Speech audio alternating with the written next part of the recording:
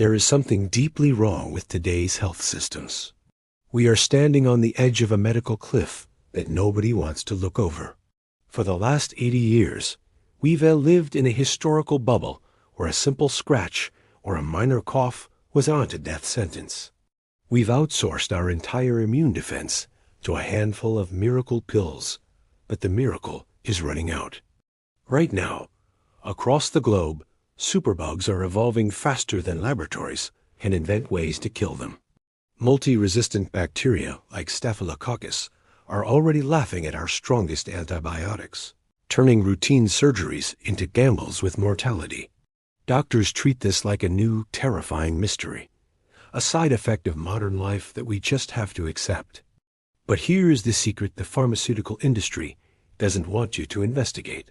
For over 1,000 years, our ancestors faced these exact same pathogens without a single lab-grown chemical, and they didn't just survive, they healed. We've been taught to pity the primitive, medieval peasant, imagining them dying of a splinter because they didn't have a bottle of pills. But when archaeologists analyze skeletons from the 11th century, they don't find a population defenseless against infection. They find evidence of complex botanical treatments and wound care that actually worked. These people lived in what we would call filth, doing brutal physical labor in mud and cold, yet they possessed a localized pharmacy that was more bioavailable and sustainable than anything in your medicine cabinet. What did they know about the living properties of the earth that we've had traded for synthetic shortcuts? The answer isn't magic or superstition. It's a deep, forgotten understanding of how nature has own defense mechanisms, from the resin in a tree to the enzymes in a beehive, can be harnessed to protect the human body. When you see the data on what they were actually using, you'll realize that Big Pharma didn't invent healing. They just patented it, diluted it, and sold it back to you in a form your body barely recognizes.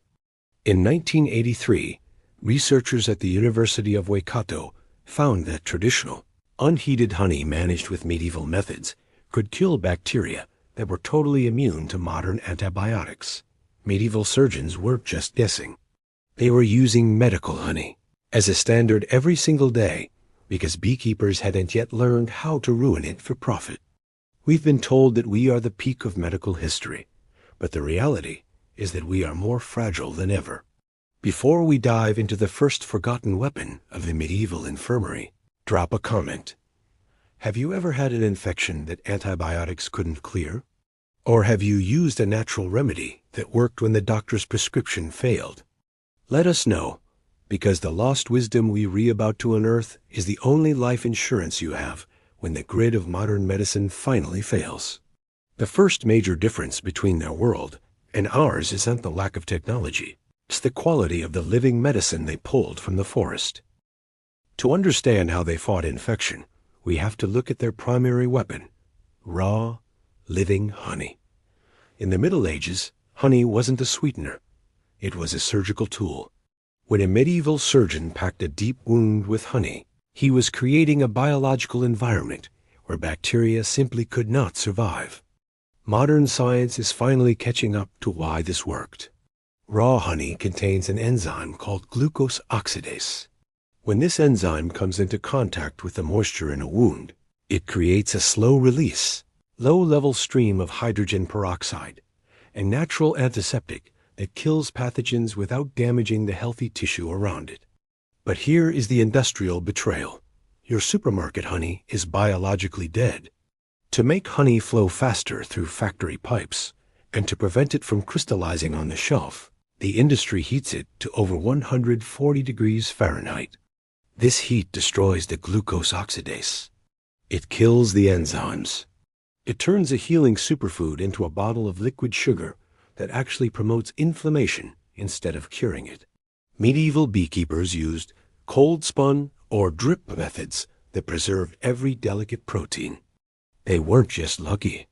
They were protective of the substance's life, a concept modern profit margins have completely discarded. Beyond honey, medieval healers mastered the use of tree resins, the blood of the forest. When a tree is cut, it bleeds resin to seal the wound and prevent fungal infections.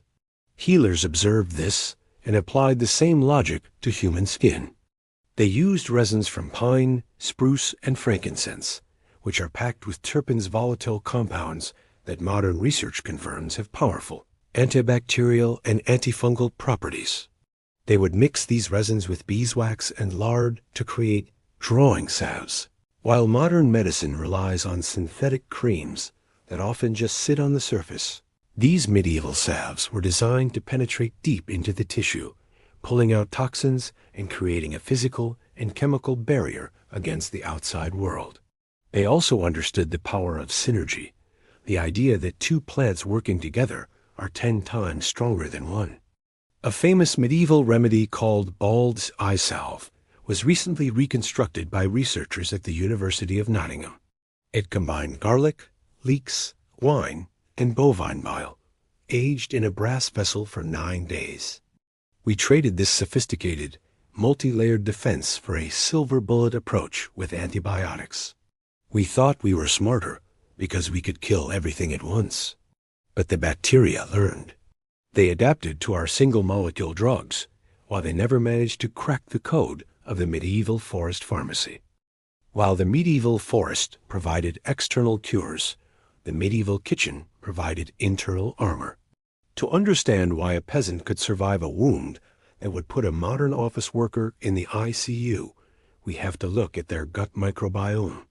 Modern science is only now realizing that 70% of your immune system lives in your gut, and in the Middle Ages, that system was constantly being trained by every meal.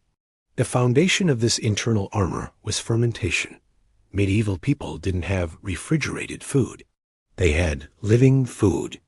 Every slice of bread was a slow fermented sourdough that had been bubbling for 24 hours, allowing wild yeast and lactic acid bacteria to neutralize toxins and pre-digest the grain. This constant intake of probiotics didn't just help digestion. It created a diverse, aggressive bacterial colony in the gut that acted as a first response team against incoming pathogens. Compare that to our modern sterile diet. We eat bread made with fast-acting chemical yeast pasteurized milk that has had every beneficial enzyme cooked out of it, and vegetables sprayed with glyphosate A herbicide that acts as a low-dose antibiotic, systematically wiping out your beneficial gut bacteria every time you eat. We are essentially bleaching our internal defenses and then wondering why we are so vulnerable to the first bug that comes along. Then there were the bitters. If you look at medieval pottage, the thick stew that was the staple of every peasant's life, it wasn't just filled with calories. It was packed with wild greens and legumes, cabbage, leeks, peas, and bitter herbs like dandelion and tansy. In the modern West, we have bred the bitter out of our food because the industry wants everything to be sweet and addictive. But those bitter compounds were biological signals. They stimulated the liver to produce bile and the pancreas to release enzymes, keeping the body's detoxification pathways wide open. Medieval people lived in a world without refined sugar. Their only sweetener was rare, expensive honey, meaning their blood sugar stayed stable and their insulin levels stayed low. High blood sugar is like jet fuel for bacteria. It weakens white blood cells and makes your blood a playground for infection. By removing sugar and adding fermented, bitter foods, the medieval peasant was essentially creating a body that was hostile to infection. They didn't just fight infection when it happened. They lived in a way that made infection nearly impossible to take root. They had movement-mediated immunity. Because they moved constantly throughout the day, their lymphatic system, the sewer system of the immune defense, which has no pump of its own, was always flowing, flushing out pathogens before they could colonize. We sit for 10 hours a day, letting our internal defenses stagnate, and then expect a pill to fix the resulting decay. In our modern world, we've abolished the seasons. You can buy a strawberry in January and a tomato in July, but this convenience has come at a hidden biological cost. Medieval people lived in a world of enforced seasonality, and their greatest challenge, the winter, became their greatest period of immune fortification. When the fresh greens of summer vanished, They didn't turn to nutrient-dead canned goods or frozen meals. They turned to the pharmacy of the cellar. This was the era of the forest bread and the famine insurance. As we've discussed, they turned to acorns and chestnuts, but the way they prepared these was the key. They used long-term water leaching and stone grinding to turn bitter, tannin-heavy nuts into stable, nutrient-dense flours. These wild calories were packed with polyphenols and minerals that modern wheat simply doesn't have. While we spend winter eating refined sugars and processed flours that suppress the immune system, the medieval peasant was eating complex, wild harvested starches that acted as prebiotics, feeding the very gut bacteria they needed to fight off winter respiratory infections. Then there was the eternal loaf. They developed twice-baked ship as bread and hard biscuits that could last for months without a single chemical preservative. By removing every drop of moisture through repeated low-heat baking, they made the bread inert to mold and bacteria. Modern bread stays soft because it is pumped with humectants and mold inhibitors like calcium propionate chemicals that have been linked to metabolic disruption and behavioral issues. The medieval peasant ate bread that was rock-hard and required rehydrating in a bowl of pottage or wine, but it was clean energy. Their bodies weren't wasting energy detoxifying industrial additives. Every ounce of their metabolic power was dedicated to thermoregulation and immune defense. Even their dairy changed with the seasons to protect them. In the winter, when cows were fed on dried hay, the milk became more concentrated. They didn't have fresh milk, so they ate clabber and aged cheeses. These fermented dairy products were essentially probiotic pills that maintained the gut barrier during the months when fresh vitamin sources were low. Perhaps most importantly, they synchronized their immune system with the light cycle. In winter, when the days were short, they slept more. Without the disruption of artificial blue light from screens, their melatonin production remained at peak levels. Melatonin is one of the body's most potent anti-inflammatory antioxidants and a primary regulator of the immune system. We use coffee and LED lights to grind through the winter, keeping our cortisol levels high and our immune systems low. The medieval peasant respected the darkness, allowing their body to enter a state of deep repair and cellular housekeeping that modern life has completely made impossible. They weren't just surviving the winter. They were using it to reset. Their infection-fighting strategy was a 360-degree integration of wild nutrition, probiotic preservation, and circadian respect.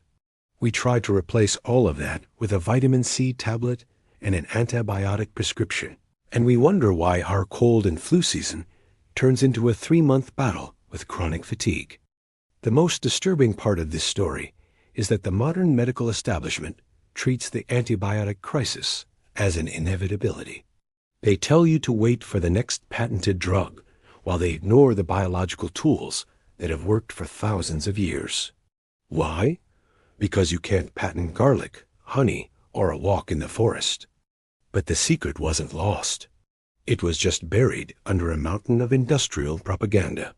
Every piece of research into traditional medicine points to the same conclusion.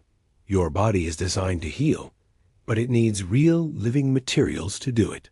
If you want to reclaim the immune resilience of a medieval peasant, here is your roadmap. First, find real honey. It must be raw, cold spun, and preferably local. If it doesn't crystallize, it's dead. Use it as your primary defense for minor wounds and throat irritations before reaching for a chemical spray. Second, fix your internal environment. Stop bleaching your gut.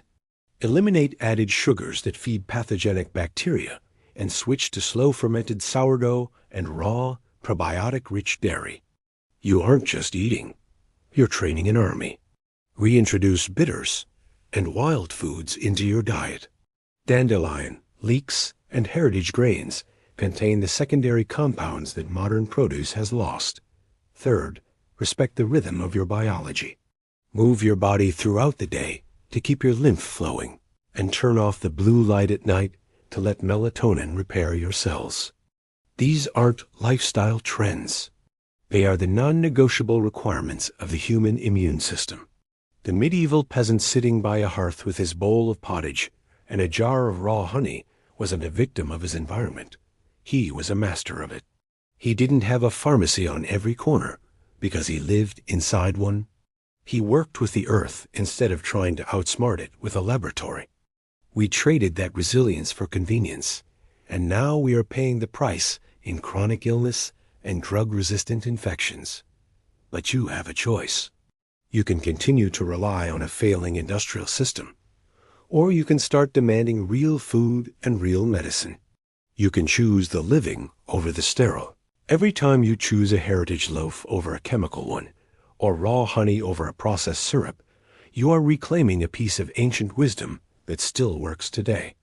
If you're ready to stop being a customer of Big Pharma and start being a steward of your own health, hit that like button and subscribe. We pulling back the curtain on the lies they told us about our past so we can build a stronger future. Subscribe, and let's keep digging up what they buried.